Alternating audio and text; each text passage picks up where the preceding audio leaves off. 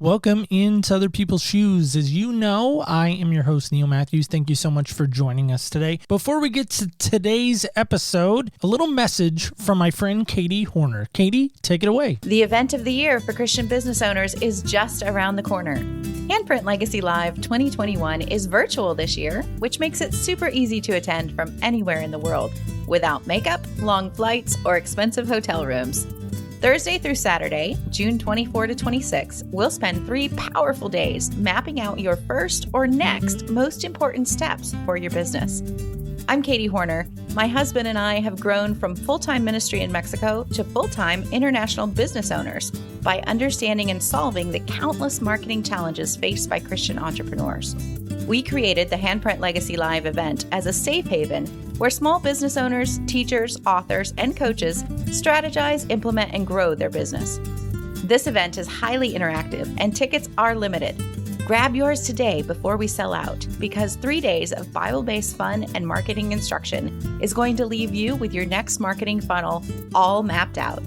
Register now for the 2021 event at handprintlegacylive.com. That's right. If you are interested in this amazing event, please, of course, check out our show notes now. There will be more details on that there. And without further ado, Lucas, take it away. Hey, come take a walk with me, not like you used to do. Do something different and put yourself in other people's shoes. Open up your mind and open up your eyes and change your direction. Change your perspective. Welcome into Other People's Shoes. As you know, I am your host, Neil Matthews. I hope you brought your passport today. Just asking you, because we're going to cross the great tundra of Toronto, Canada. Welcome, my guest in, hailing from the Maple Leaf capital of the world. I think they have maple leaf syrup there. I know they have maple leaf hockey. And in fact, one of my relatives, okay, he's not my relative. I've never met this guy, but he does share my last name, something Matthews. I don't know. Maybe it's Andrew or something. I don't know. I probably should know my hockey, but our next guest may be able to not only give us some meditation ideas on how to get acquainted with the new acclimate that we are now in, the new elements even, but she's also hopefully going to maybe educate us on some maple leaf syrup. So here we are. Welcome her in, Charlene. Charlene, how are you today? I'm so good, Neil. Thank you so much for having me on. It's such an honor and a pleasure to be here with you. And it is very cold here in Toronto, just so you know. I've never been, but Toronto really is on my places to go. I want to go to Skydome, right? Mm-hmm. Which I know is not probably that exciting anymore. Yeah, and it's not called Skydome anymore. It's they changed it. It's like Rogers. Well, no, they've changed it again, I think. I don't care. It's Skydome. Somebody's like, wow, you just said you don't care to a guess? I'm like, yes, I did. It's still Skydome to still me, Skydome too. to me, I too. still call it Skydome. Right. Yeah, absolutely. It's such a cool city. I grew up just outside of the city, but when I moved back from the UK, it really gave me the opportunity to get to know the city. We have amazing food, amazing restaurants, amazing live entertainment. And I really hope that we can just get back to enjoying all of those things soon. Stinking COVID. So I'm glad you shared that with us. So that'd be some stuff we would go do if we were going to go hang out with you for a day. We'd probably go do some yoga and some meditation, but we would also probably go do what? Yeah, we would start with some yoga and meditation, and then we would definitely go to the Skydome area, CN Tower for sure. Across from the CN Tower, there's a brewery called Steam Whistle. So Steam Whistle is an amazing beer. I'm not sure if you get it there, but I've never heard of it, so I'm going to say no. Yeah, okay. It's really, really delicious. And they do a brewery tour. So that's usually where I bring any guests that come to Toronto. We usually go to the CN Tower and then Steam Whistle Brewery and just walk around the city, really. Yeah, we had a guest on season 4, season 5, somewhere in there. She was an author and her name is Tara Ross. Anyway, she's from Toronto. And so she would tell us some cool stuff about Toronto. So I grew up a baseball fan, and so the Blue Jays were really good when I was watching baseball pretty faithfully, and they're kind of my like American League team. I know that people are like, you can't have an American League team and a National League team. I'm like, yeah, actually you can, because I do it all the time. But before we go too far down our Canadian road, because again, I'm fascinated by Canada. People think it is part of the United States. Just to be clear, it is not part of the United States. It's not one of our states. It's not like the 51st state. It's not. No. But I'm just curious, like, I know you being the dancer and the yoga person that you are, shoes are probably one of these things that you probably don't wear a lot of, I'm guessing.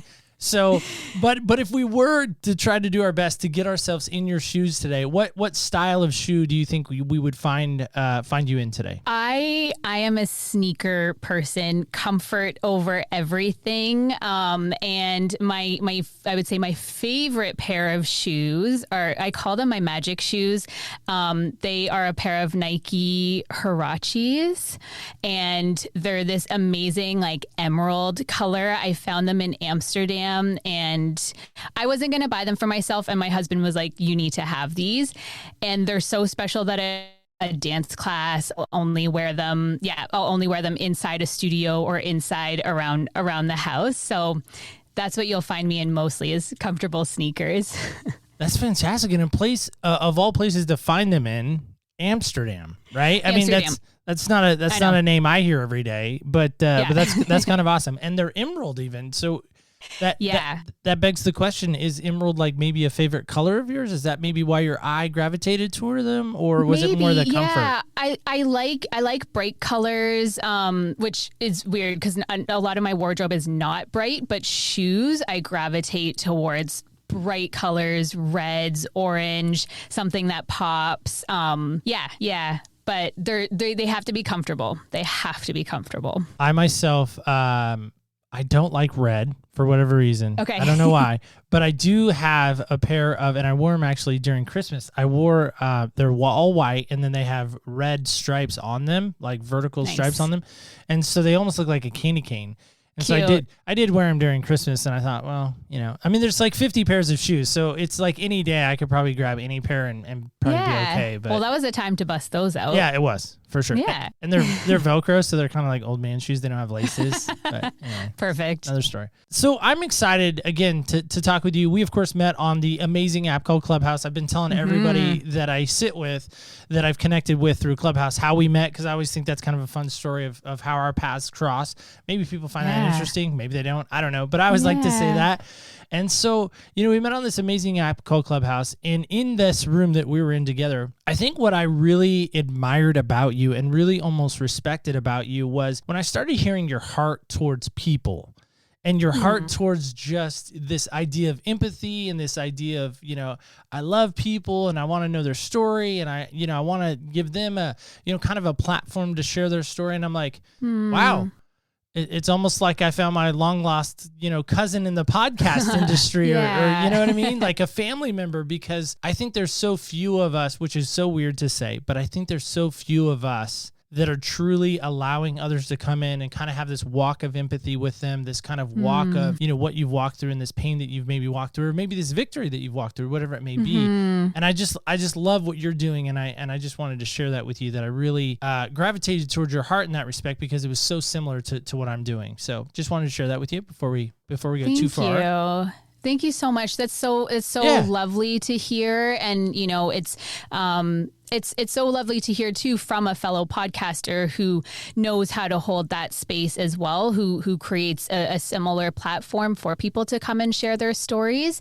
Because that was the inspiration behind starting my podcast, and being able to just hold that space for other people to share their voices. Because I think, especially in these times, it's so important to hear other people's perspectives.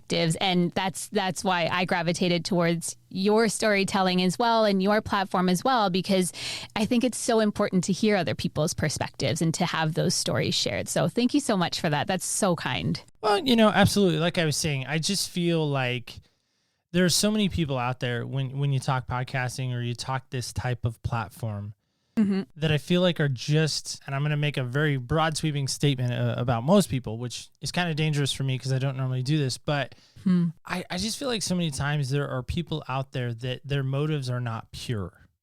You know, and so maybe that leads into kind of my first thing I was going to maybe ask you about is the fact of, have you ever been in a moment where you really felt like, you know, A, you were stuck, or maybe a B, the B side of that would be, you know, yeah, I was stuck, but I had all these people around me that was just kind of trying to maybe take advantage of me, or maybe I felt oppressed, or, you know, I felt like I was just in this cage that I couldn't get out of. I mean, have you ever experienced that, or am I just the only one that maybe has been that way? Yeah. Well, I think it's really interesting what you say about, you know, like people aren't necessarily being pure or authentic, or aren't kind of stepping forward with the intention that they might want to be, or, you know, there's underlying motives or underlying intentions perhaps. But when it comes to being stuck, I guess I sort of reflect on a time back when I was like 18, 19, around that age. And I was feeling really stuck. And I don't know that I even really realized that I was feeling really stuck in a place where I didn't really have a lot of motivation. I didn't really have a lot of goals, a lot of aspirations. As you mentioned, I come from a dance background. I was always dancing. I was a competitive dancer, quite an elite athlete, you know, and that was something that I had always done for my entire life. And I became a teacher, and I eventually became burnt out. And I fell out of love with the whole process with dance. I didn't want to have anything to do with it because I was doing it so much. I was giving so much, and I was just having a really hard time, connecting with it still, I think. And I decided to quit. I decided to just let go of all of that. I decided to start bartending, start waitressing, you know, kind of got myself into a different type of environment, and I was having a lot of fun. I was meeting new people, and I kind of just got into this rut, or sort of plateaued in this space where I didn't want to dance. I didn't want to teach dance. I didn't want to go to school. I didn't want to do anything.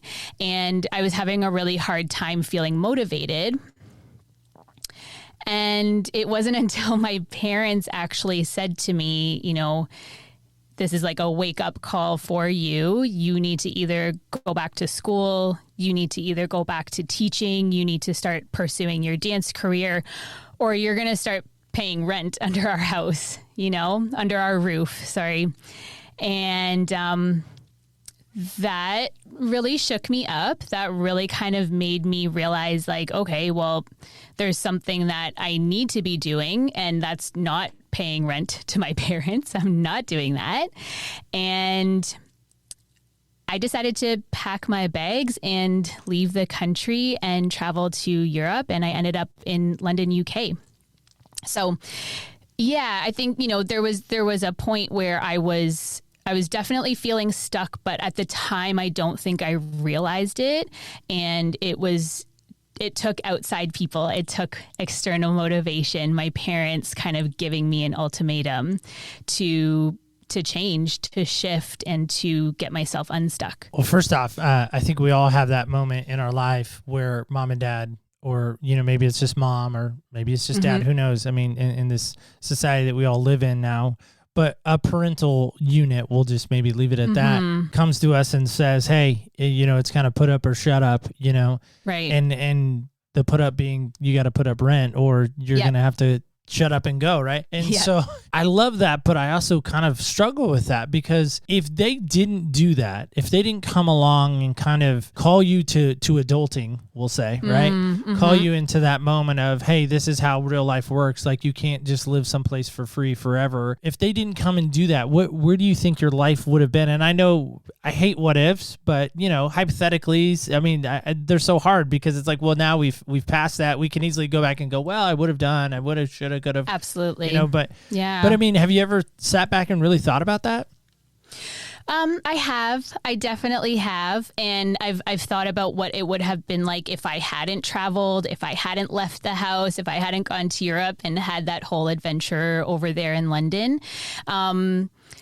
I think that there would have still been some way that my parents would have taught me that lesson. I don't think that they would have let that slide. It might have just been in a different capacity. If I had said, okay, fine, I'm going to start paying rent, I don't know where I would be. I think I would be a different person for sure, because I do believe that I needed to step out of my comfort zone, and I needed to step out of that bubble that I was in order to realize the full capacity of my dreams, what I wanted, other people that I had the opportunity to meet by stepping out of that bubble. Yeah, I'm not sure where I would be, but I do think that that my parents would have found some way to teach me that lesson. I don't think that they would have let that slide. So from the sound of it, you're pretty grateful for that lesson, as hard as it may have been at the time. I mean, I don't know. You don't have to tell us how old you are per se, but I mean, I'm imagining you're fairly young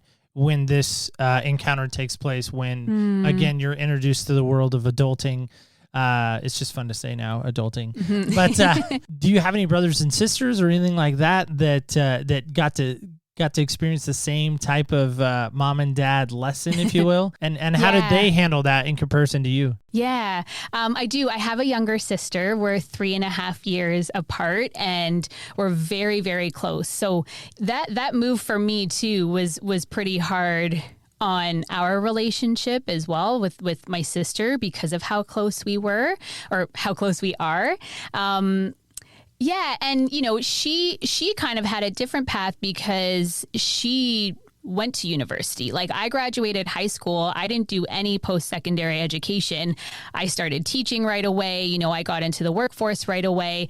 And I say that I got my schooling, in the school of life, in the streets. So we had a different sort of path. We had a different journey for sure. But she actually ended up following me to Europe. She ended up coming and living there with me. I was running a business over there at the time. She ended up being one of my teachers, and we performed together. We trained together. So we both had the opportunity to experience that. But I had sort of laid the groundwork over there. I had kind of, I had established relationships, so I was able to connect her with certain people. And but it was a wonderful experience. So with my sister, I think everything was sort of, I did it first, and then should it be something that she wanted to kind of pursue or follow, the path was already sort of laid out, and she had somebody to guide her. So I would say that my parents definitely had a lot of learning curves with me, and then it was a little bit easier when they had to kind of hand that down to sis.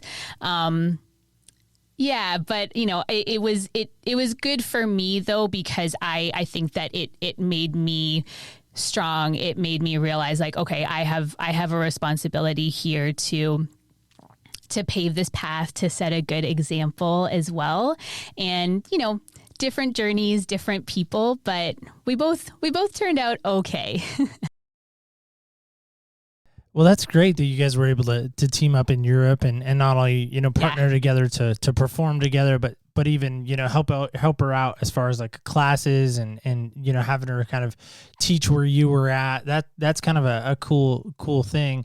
I just wonder, as a parent, I don't know how excited I would be for you to kind of like come over here, join Team Charlene. Don't join Team Mom and Dad, and so as a parent, I'm thinking, did you corrupt her? Did you somehow persuade her? So I say all that because I wonder, and it's funny to laugh about. Maybe it's true, maybe it's not. I don't know. You'll let us know. But I wonder, when that happened, how was your relationship with your parents? Because I would imagine, leaving the home is never easy. Whether you're being forced out, like, hey, here's a garbage bag, pack your stuff Right. and go. Your eviction notice from mom and dad, so to speak. Mm-hmm, Or, you knowingly say, hey, it's time this little bird flies out. And, Yeah. either way, like most people who I know who have left home, it's never been an easy thing. Again, whether they have the greatest relationship with their parents or they don't, it's never been easy. So maybe speak to that as far as from your experience, how the relationship is now. Yeah. Well, I was really, really lucky. Like you said before, I truly am so grateful for my parents that first of all, raised me to be able to stand on my own 2 feet, to be independent, to be strong. And, I'm so grateful that they trusted me with leaving, and it's not even like I left and moved to the next city. Like I packed my bags and moved across the ocean. And so that was pretty major. And the more I reflect on it, the more I realize how major that really was. My dad, both of my parents are immigrants. My dad was born in Germany and my mom was born in the Philippines. And so they both immigrated to Canada. My dad, he would say he was sort of like the rebel child of his family. He also packed his bags when he was 18 and moved to the West Coast. He moved to Vancouver, got on the back of a motorcycle with one of his best friends. And, he traveled. So he was a little bit more open to letting this little bird fly. He was a little bit more open and understanding, I think, of me needing to go and do this and needing to leave the home. Mom was a little bit more reluctant, and she actually came to visit me with my sister for the first time when I was living in London. And she had a really hard time. She had a really, really hard time kind of, seeing where I was living, begged me to come home, wanted me to come home where she could provide for me and, where she could cook for me and know where I was and make sure that I was safe. And, it was just something that I had to tell her, like, this is what I need to do. I feel like I need to do this. I feel like I need to be here. I need to grow. I need to have these experiences on my own in order to figure out who it is that I want to be, in order to figure it out who it is that I want to surround myself with. And that's really, truly what the experience was for me. So I think eventually, once they kind of felt like I had settled a little bit more and I was starting to find my feet, I was starting to find work as a dancer, as a teacher, as a choreographer, and I was starting to just establish a great group of people around me. I think once they kind of knew that I had that, they felt a little bit better about me being there. And now that I've come home, our relationship is so wonderful. It's so great to be close to them. My sister now lives in Switzerland, so I'm a little bit further away from her, which is hard and sad. But at the same time, we've been used to kind of this long distance relationship now. But I think for my parents and I think it was a huge growth experience. And I think it truly made me appreciate them more as human beings, more as friends, and not so much kind of looking to them as just my parents. They'll always be my parents. I'll always come to them for advice. I'll always come to them when I need that parently love. But it really gave me the opportunity to kind of see them in a different light as well. And I think same for them. I think they really had to come to terms with the fact that their little girl was growing up and starting to become her own person, and that she didn't necessarily need them as much anymore. So, yeah. My niece on the verge of selecting a college to go to. She's been, full disclosure, she does not know I'm sharing this story. I will tell her after the fact, but I think she'll be okay. But my niece is getting ready to, she's hitting that age now where she's looking at colleges and she's looking at different universities, and, she's grown up most of her life in a very, very wonderful home. My sister and brother-in-law love her dearly, and she's an only child too. So there's no sister to follow her to England, but it's a tough time for all of us right now who know her and love her. I mean, she just turned, 18 this last year. And so all of that comes with that, right? As a young woman, she's no longer a girl. She's, as cheesy as it sounds, I think of Britney Spears, that song, not just a girl, more, or a woman or something like that. Yep. I'm messing that up, but I think people know that. They can Google that if they're not sure what that is. But my sister called me the other day and she said, I just don't know what to do, because one of the schools that she's looking at, that she's even been accepted to, by the way, is in England. Okay. And so knowing you and I were going to talk today, yes, I just had to ask some England questions. And I feel like, by the way, and I know this sounds maybe kind of bad or whatever, this is your moment, this is not mine. I really feel like when I started hearing more of your story, I almost could put my niece in your dance shoes. In those Nike shoes that you picked up, those emerald shoes. And I thought, man, I wonder if Charlene would mind speaking straight to my niece. Now, you don't know my niece, but I gave you a little background. But I wanted to, before you maybe respond to that, I wanted to share this quote with you, because you talk about the bird leaving the nest, the baby bird, getting kicked out. Or not kicked out, but leaving the nest, because I don't think you were kicked out, but you kind of chose to leave. So there we are. So here we are. Just to be clear, Mom and Dad aren't that mean. They might hear this. They're wonderful people. They shuffled me out with love and admiration. Little nudge. Yeah, a little nudge. Yeah. So this quote comes from one of my favorite movies, and maybe you've heard this, maybe you haven't, but I wanted to share this quote with you and get your thoughts on it, because I think it's very relevant to maybe what we're talking about. So here's the quote. It says, "Some birds aren't meant to be caged. That's all. Their feathers are just too bright. Their song is just too sweet and wild. So let them go. When they open the cage, they flee. They fly away out of our past. And the part of us that knows it was wrong to imprison them," not that you were in prison, but here's the quote, right? "Imprison them," or maybe you felt like you were in prison. I don't know. So imprison them. "The first place we rejoice, because our place that they lived in was so much more bright, but now that they're gone is so much more dim and empty since they've departed." And I shared that with my sister recently, and she said, first off, you're not that brilliant. I said, you're right. It's not. It's a take from the movie Shawshank Redemption. She said, I just feel like right now, I don't know what to do. So if you could speak to those young adults, those young women who may be on the verge of making these big life decisions that you walk through. I mean, you're kind of my expert right now in that arena. And maybe it's so close to my heart because, again, my niece is walking this road. But what would you say to those young women who are on the verge, who are maybe even scared? Maybe there's some fear. Maybe there's some, paralyzing stuck moment. I call them Cinderella moments, right? She was just stuck in that situation. She couldn't get out of it till that glass slipper came along. So maybe if you can, take off those emerald shoes for a moment and put on that glass slipper and tell us how you think they should really attack this moment in their life. And I chose the word attack on purpose because I think there needs to be a sense of like, I'm going to do this, like an urgency. That's why I use the word attack. So there we are. Yeah.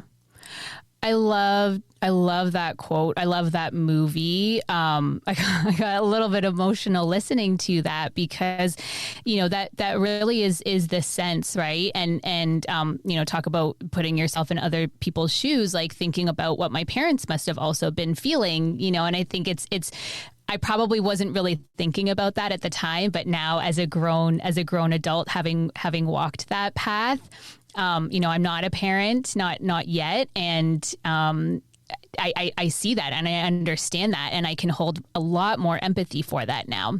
But in speaking to anyone really, anyone that is kind of maybe thinking about making the leap into the next place, into the next step, into, whatever it is that you are transitioning into, I would say go with your gut. Like really, really see if you can tune into what it is that your body, your heart, your mind is truly telling you. If you really feel like there is something out there for you to explore, there's nothing holding you back. Okay, travel might not be the the thing that we can all do right now, but it's something that hopefully, we can get back to really soon because I think traveling and seeing the world and meeting other people, experiencing other cultures, trying different foods, just seeing how other people move through their lives has been something that was really, really eye-opening for me, really inspiring for me. And it gave me a chance to understand how similar we all are, and B, how different we all are, and how we all move through our lives in the way that we feel is best. We're going to come to bumps in the road. We're going to come up against challenges. We're going to come up against hardships. And I think just knowing that you're coming from a place of really great foundations. Your niece, for example, I'm sure had a wonderful upbringing. I myself had a wonderful upbringing, and I was able to have those foundations and have a lot of those morals instilled in me. And I think just knowing that you have everything that you need inside of you, all of the tools, all of the skills to take that leap, And at the end of the day, fortunately, I was able to come back if I ever needed to. There was always the option of the door is always open. You can always come back. If you go over there for a week and you're like, nope, this is not for me, you can always come back. But I think that it's definitely scary, and there's a lot of fear involved in it, but it's also really exciting. It's also just that knowledge of being able to be out on your own and to be able to make those decisions for yourself, right? And knowing once again that you have everything within you. You've got all of those wonderful lessons that your parents, that, your environment, anyone that has kind of helped you along up to this point has instilled in you. You can always come back to that, right? It's like your little tool belt that you have. You've got all those tools in there to draw upon. So I say take the leap. Go out there and explore, because it's such a huge world. There's so many beautiful, wonderful people out there that are ready to meet you as well, without you really knowing it. But I think it's such a wonderful thing to be able to step outside of your bubble if you have the means to. Fortunately, I had the means to, and I was supported. I felt really supported. And I think if you do have that support, then that's really all you need. Felt like you were talking right to her. So, when she hears this, hopefully she'll know that Uncle Neil was really thinking about her in this moment. Because again, I think so many times, right, the flip side of that as a parent is like, we don't want our kids to leave. We want them to leave, but we don't want them to leave, right? Totally. We want them to experience life, but we don't want them to experience life. We want them to have the successes and what it feels like to own your own home or be in your own apartment or, have your own coffee maker or whatever it may be. But it's also super scary at the same time, because we're like, I've seen you growing up. Right. You could barely, put away the dishes when I asked you to, I mean,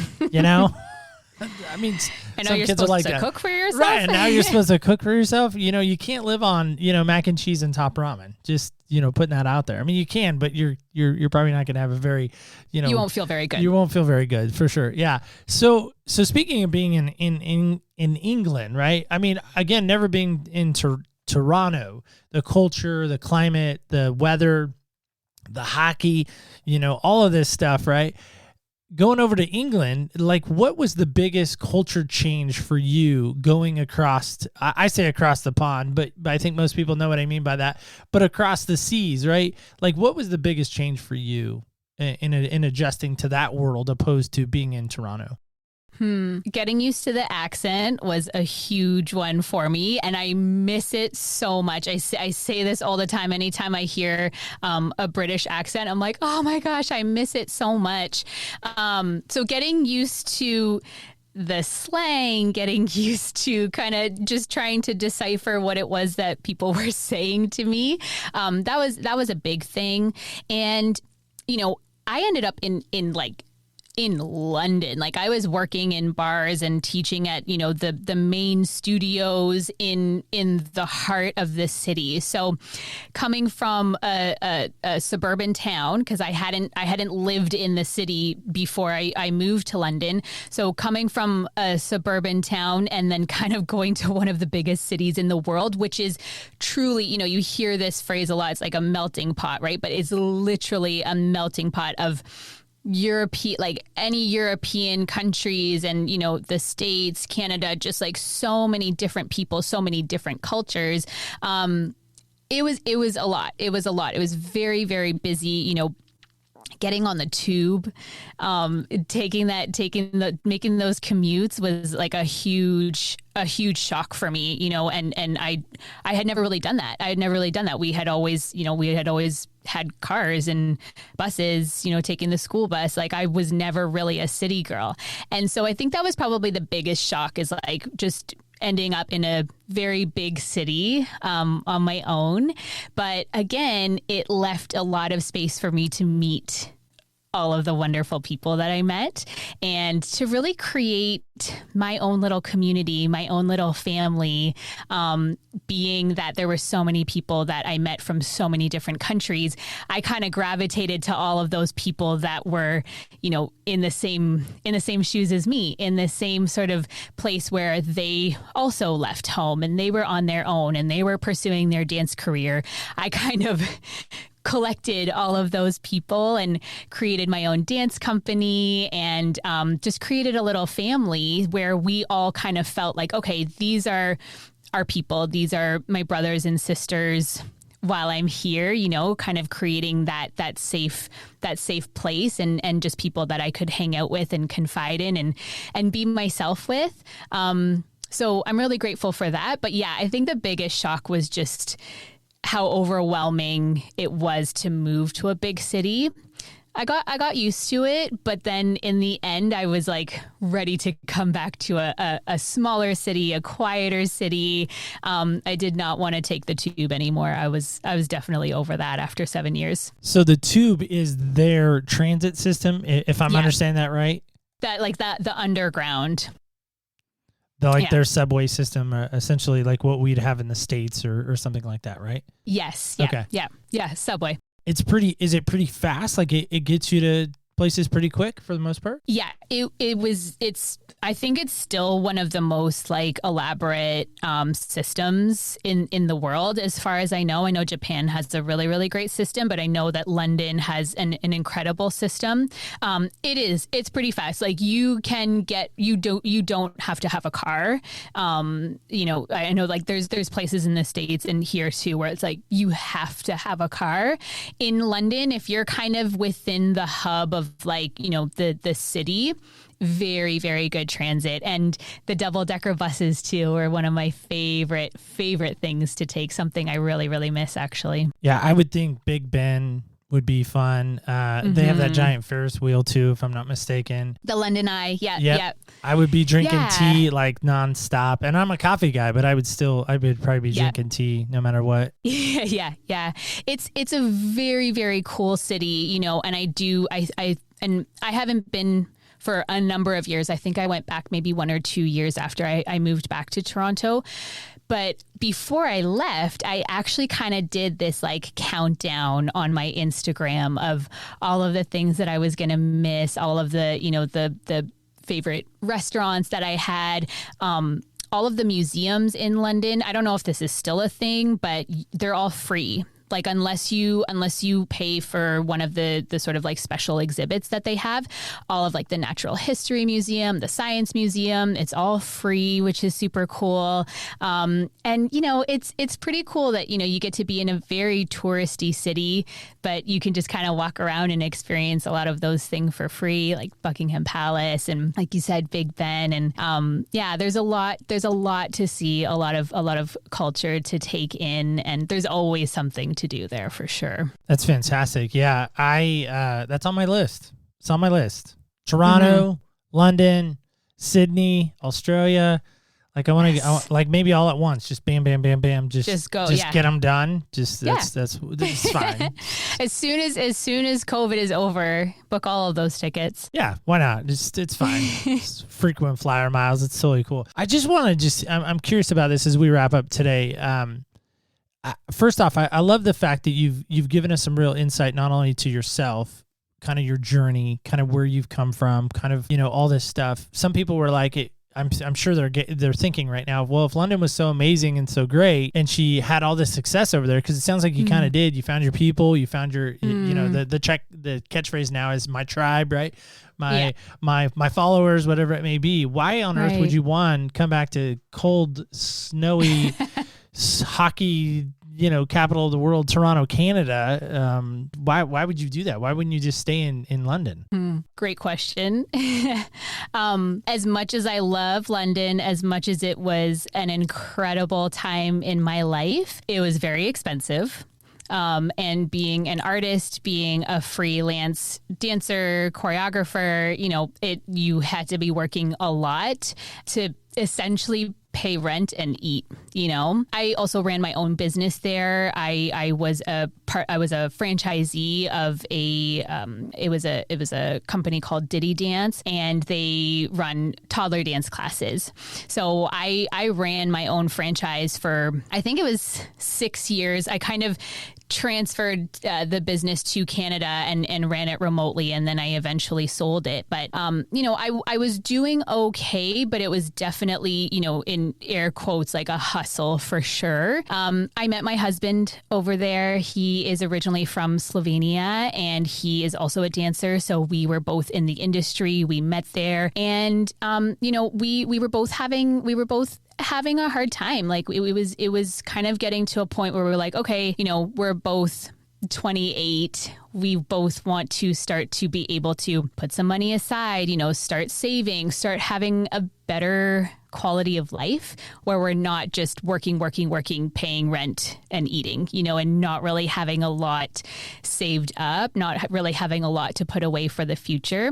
And I brought him to Toronto to meet my family, and immediately he was like, we're moving here. I want to start working on my paperwork. I finally kind of twisted his arm to just say, let's just get married, because that'll be a little bit easier for us. A little twist of the arm. But, I was like, hey, I've been in London for 7 years. I am totally ready to come home and to be able to hang out with my family and my friends again. A lot of my friends that I did meet in London, as I said before, they were from Australia. They were from Italy. They were from Russia.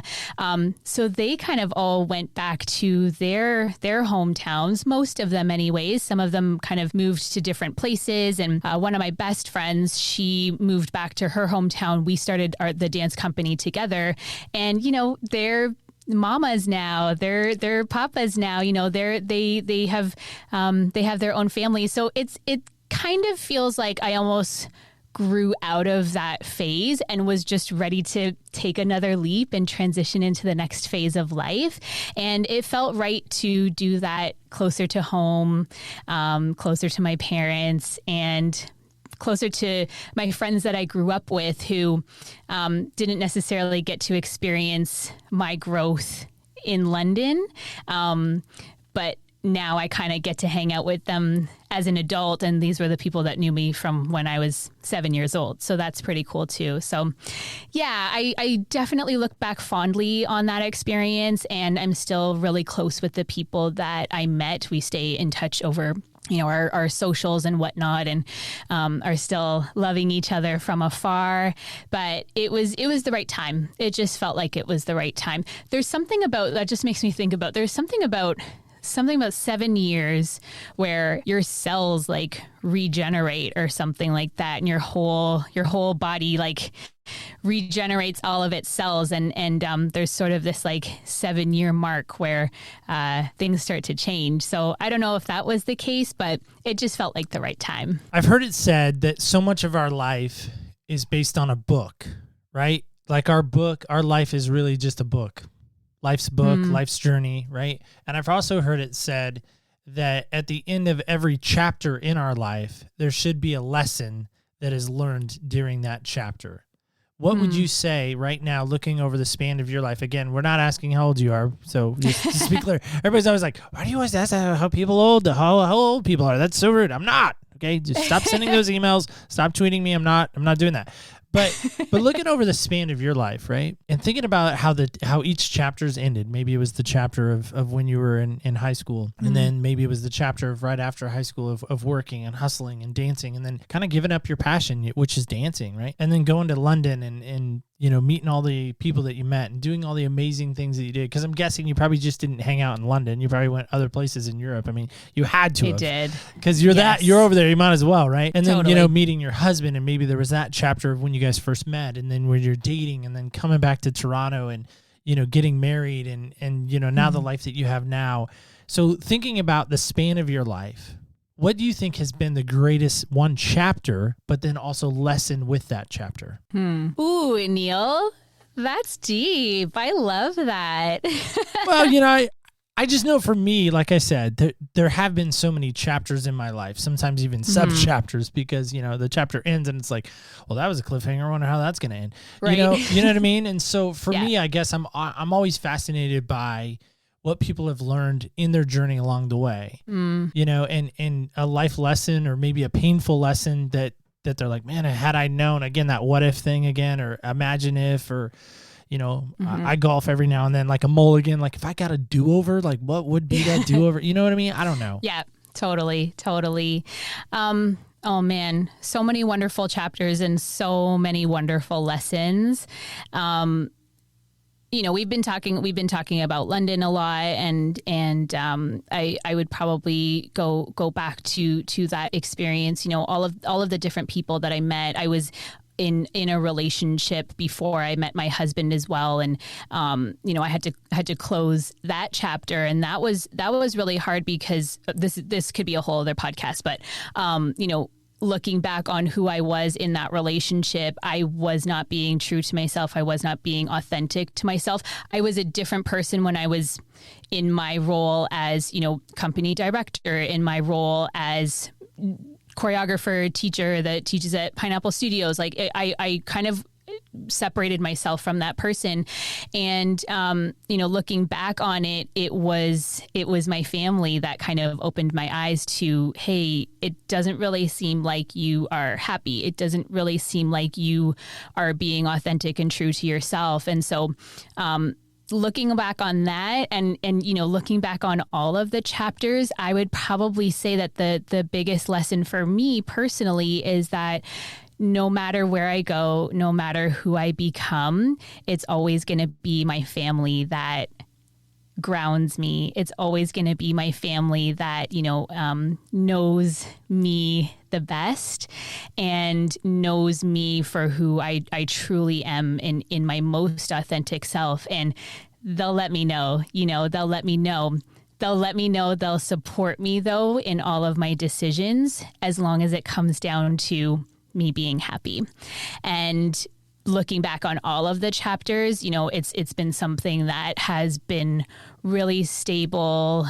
Something that I can always count on is turning to my family and knowing that no matter what, they're going to support me, but they'll also keep it real and let me know if they think that I'm not really being true to myself. I think there's so much power in that. And there are so many people out there right now that are thinking, why can't I have the family that she has? Why can't I have the mom and dad and the support system and the sister and, all of that, right, that is there to support me? And the question that I would ask yourself is, okay, so maybe it's not your biological family, but maybe your friends sometimes become your family, right? Your friends become that sister in your life or that brother in your life, or maybe there's a older gentleman that could be the dad in your life, or, a grandma type that could be the mom in your life again, that could nurture and strengthen you and pour into you.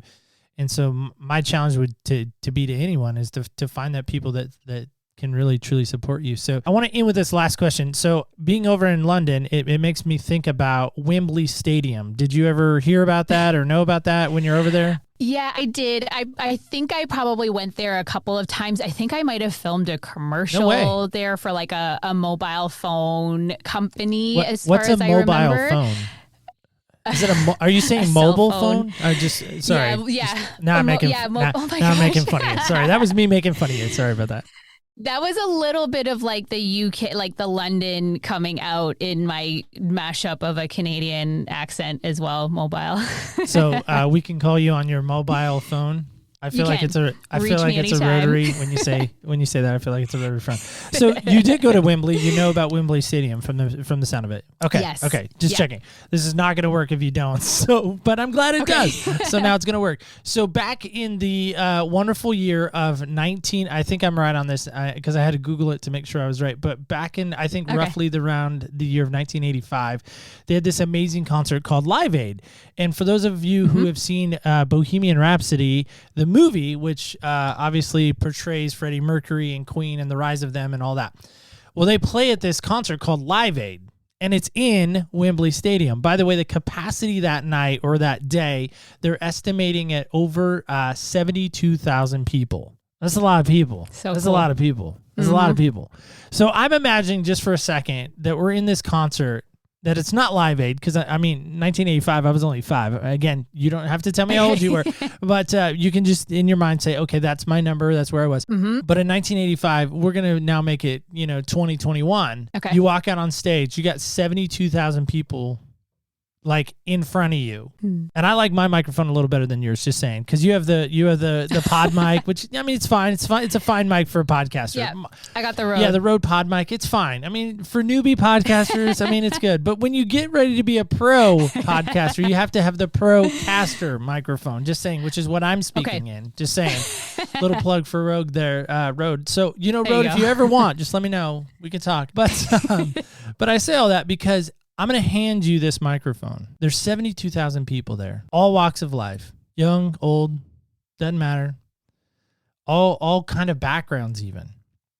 But somehow I got to be this event coordinator, and I hand you this microphone because, again, it's a pro microphone, Procaster microphone. What on earth are you going to say to them in this moment? You got this. You got this.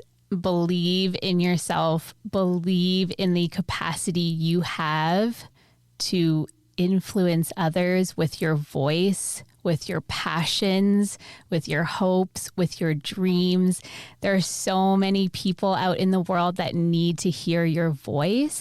And the more you can connect to what it is that you want to share, and the more you can step into your authenticity as the person that you want to be, the more people are going to want to hear what you have to say, want to hear about your story, the more they're going to connect with you and be able to just love you for who you are. So you got this. Why do you think that would be so important for that crowd of 72,000 to hear? I think, there's a lot of us. I come from an artistic background. I come from, a creative industry. And I know for sure as an artist and as a human being, there's a lot of self-doubt. There's a lot of messaging out in the world that tells us that, we have to look a certain way. We have to walk a certain way. We have to talk a certain way. And it's not real. It's just not, it's not real. It's not true. And it's not authentic to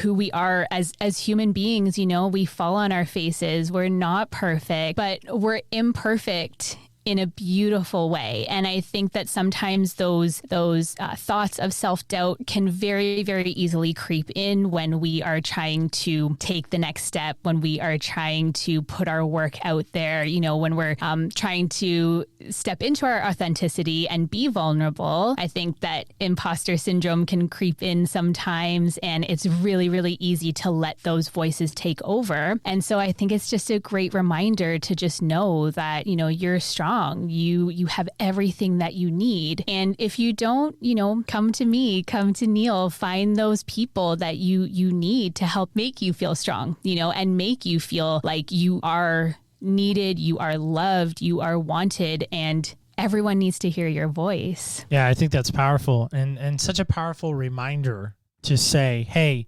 you matter. And not only do you matter, but it's now time to really go out and really have that ripple effect in other people's lives, to really hopefully be the voice of change. Totally. Rather than being the voice that continues to diminish or, downgrade somebody. Because I just think, right now we need stronger voices that have said, you really do matter. And I think if we hear it enough times, it's kind of like spelling words back in school. I don't know if they do that in Toronto, spelling words, that is. I don't know. Do you guys do spelling words? Spelling words? Like if you just hear them we're like you had out? like a spelling test in school. Did you ever have those spelling tests? Okay. Yeah. Did you ever have to write the words like 3 times each or anything like that? Absolutely. Okay. Yes. They need to get rid of that in the United States and in Canada. But you did it enough times, and the idea was the repetition. You finally got to spell that word, and I hated that, by the way. That was the worst thing in school ever. Just want to put that out there. It's terrible. Yeah. So let's play a game together. That sounds fun, right, as we wrap up today? All right, so here's my amazing cup. Totally. It is, of course, the University of North Carolina. I couldn't find my Maple Leafs cup. Or my Blue Jays cup. I don't know. It's no Blue Jays. nothing. I couldn't find it. Man. I don't even think I have my Blue Jays hat anymore. Anyway, here we go. So all the way from Canada, all the way to Oregon, we're going to roll on your behalf. Ooh, I love it when this number comes up. It's such a good number. So being a dancer, I would imagine that you kind of had to be in touch with your senses. There's a rhythm. There's some, elements to dancing that we didn't even get into because I felt like I have 2 left feet, and you've told me that I can dance. It's a mindset issue. So my wife is going to hear this, so that just cost me $1. But you really do believe I can learn how to dance, right? You're confident in that? I do. I do believe that. Well, I'll work on that belief. But here we go. I'm telling you, you got So here we this. go. There is the number. Ooh, okay. Do you see that? I know it's kind of backwards, but all right. got it. So what number is that? Just so people know I'm not cheating, because I, again, have been accused of cheating. So It's the number 6. okay, there we go. I did not mouth it to her. Stop tweeting me that I mouth words to people. All right. So here we go. Last question. Senseless. It's our fun game that we kind of wrap the show up with, and that's this: is you get to have dinner or a meal. Some people are like, I don't like dinner. I don't eat dinner. Oh, so fine. You can have brunch. I like all meals. All right. I love So it doesn't all matter, meals. right? You're going to have a meal. Maybe I should just change it to a meal. But it's only one person. You can't invite your guy. You can't invite, sister. You can't invite anyone else to this meal. All right? Be clear on that. That is the only rule here. So dinner, meal, whatever it may be. First off, where are you going? Does it matter? Do you want to settle on that first before you know the rest of the question? I'm going for sushi. You're going to go sushi. Okay, good. I'm going to go sushi. I love me some sushi. Mm-hmm. Wasabi. This is where it's at.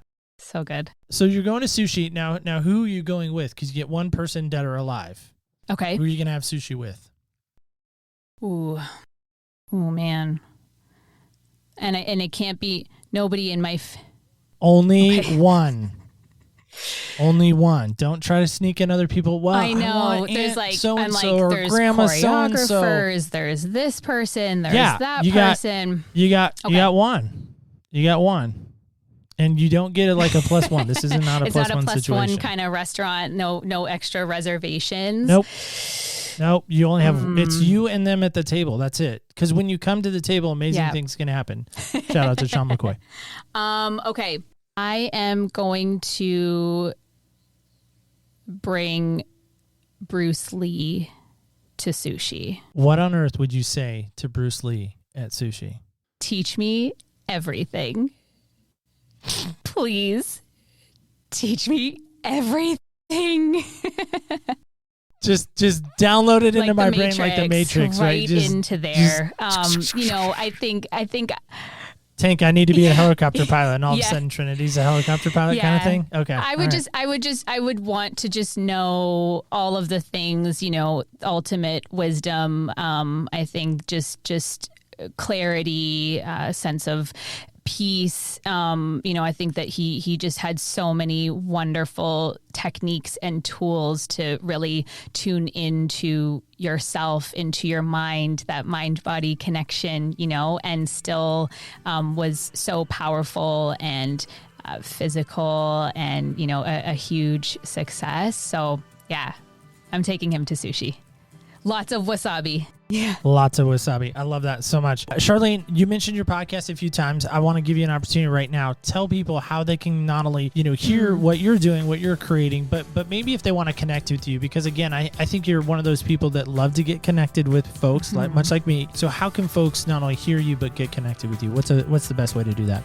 Oh, thank you so much for that, Neil. Yeah, the podcast is called the Compassionate Creative Podcast. It's, very much like yours. I just love to share stories of fellow creatives, anyone that is out there that is putting good things out into the world. That's sort of the driving message behind the podcast. But I'm so open to connecting. You can send me a DM on Instagram, Charlene Dinger, or the Compassionate Creative Podcast Instagram platform.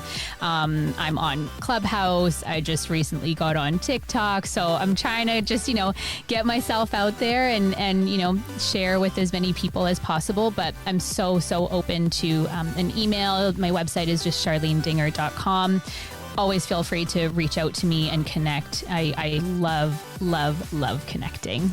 Absolutely, so much. So we will kind of end with this thought today as we kind of wrap up today. First off, Charlene, before I wrap up, just want to say thank you again for coming on. Really appreciate it. And I really have loved your insight because, again, like I said, I felt like you really spoke to my niece. Not only did you speak to her, but I really think you spoke to me on how I just feel about your heart, that you just really have this heart that is, my buddy says all the time, chewing the same dirt, which I didn't really get because it's a Texas term. I'm like, I don't get that.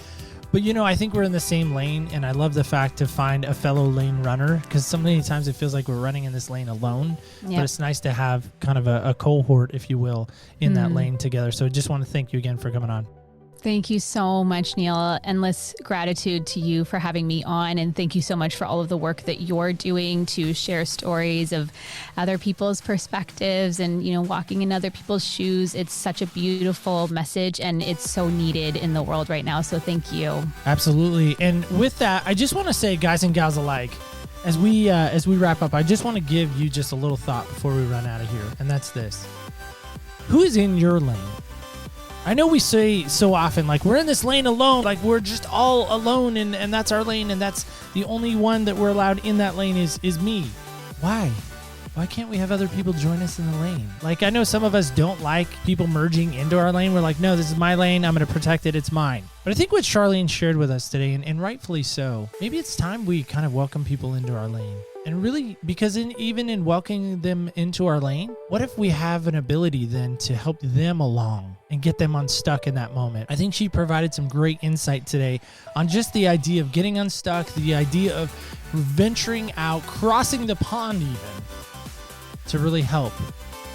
And who knows, maybe this new adventure that you're on, you can again begin to help others become unstuck from that moment. So just remember this as we close out today. Remember, when you walk in other people's shoes, you really do get a different perspective on life. Join me right back here next week again as we walk in other people's shoes.